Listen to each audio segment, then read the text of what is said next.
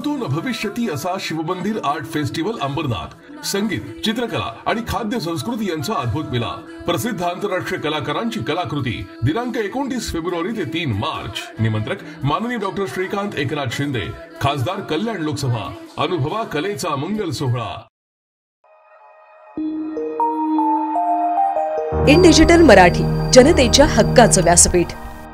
अंबरनाथमध्ये doctor Shrikant Shinde foundation आयोजित शिवमंदिर आर्ट फेस्टिवलचा दुसरा दिवस गायिका साधना सरगम आणि गायक अभिजित भट्टाचार्य यांच्या सदाबहार गाण्यांमुळे अविस्मरणीय ठरलाय।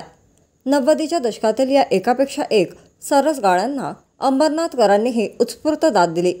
साधना सरगम आणि अभिजित भट्टाचार्य ही 90च्या दशकापासून गाजलेली गायक जोडी म्हणून ओळखली जाते। गायिका साधना सरगम यांनी पहला नशा, हर किसी को नहीं मिलता, यह प्यार जिंदगी में, आपके आजाने से, जब कोई बात बिगड़ जाए, रंगीला रे, ढोल बजने लगा, जय हो, मिले सुर मेरा तुम्हारा अशी त्यांची गाजलेली गाणी सादर केली। या गाण्यांना अंबरनाथकरांनी उत्स्फूर्त दाद दिली। तर त्यानंतर गायक अभिजित भट्टाचार्य यांच्या बादशाह, वादा रहा बड़ी मुश्किल है, बस इतना सा ख्वाब है, तौबा तुम्हारे ये इशारे, सुनो ना या सदाबहार गाण्यांनी अंबरनाथकरांना वेड लावलं। अभिजित भट्टाचार्य यांच्या गाण्यांनाही अंबरनाथकरांनी मोठी दाद दिली। यानंतर गायक जय भट्टाचार्य यांनीही आपली गाणी सादर केली।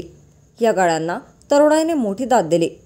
या कार्यक्रमाला आमंत्रित केल्याबद्दल साधना सरगम आणि अभिजित भट्टाचार्य यांनी आयोजक खासदार डॉक्टर श्रीकांत शिंदे आणि या कार्यक्रमाला दिलेल्या उदंड प्रतिसादाबद्दल अंबरनाथकरांचे आभार मानले। इतक्या दर्दी रसिकांसमोर येण्याची संधी आयुष्यात इतक्या उशिरा मिळाली याचे वाईट वाटते, पण आज ती संधी मिळाली याचा आनंद असून याबद्दल खासदार डॉक्टर श्रीकांत शिंदे यांचे विशेष आभार मानतो, असे गायक अभिजित भट्टाचार्य यांनी याप्रसंगी सांगितले। आर्ट फेस्टिवलच्या दुसऱ्या दिवशी अंबरनाथकरांनी मोठा प्रतिसाद दिला। मुख्य कार्यक्रमाचे ठिकाण तर हाऊसफुल झालेच, पण बाहेरच्या परिसरातही लोक कार्यक्रम ऐकण्यासाठी उभे होते। बाहेरच्या परिसरात लावलेल्या LED स्क्रीनवर अंबरनाथकरांनी कार्यक्रमाचा आनंद घेतला।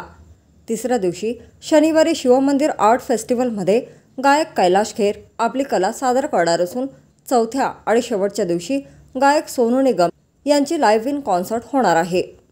मैंने कहा था ना स्टेज में एक एक को देख लूंगा। आज मैंने हजारों लाखों ऑडियंस को एक एक को चुन चुन के गाना सुनाया। एक एक से मैंने, मेरा इतने साल से आ रहा हूँ अमरनाथ, बहुत चांस मिला लेकिन गाने का चांस नहीं मिला था। घूमा, ये किया, रिहर्सल पाया, कितनी बार रिहर्सल पाता था यहाँ पे। जब मैं नया नया था बॉम्बे, मेरे अकॉर्डियन वाले यहाँ पे, कोई टुम्बिली में रहता था, कोई कल्याण में, कोई अंबरनाथ में, बहुत यादें बनी। तो सब सपना था कि कभी शायद हमको चांस मिलेगा, और इतना बड़ा एक शो है तो उस बीच में मुझे भी चांस मिला। मज़ा आ गया। एंड मैंने तो बिल्कुल धमाल किया।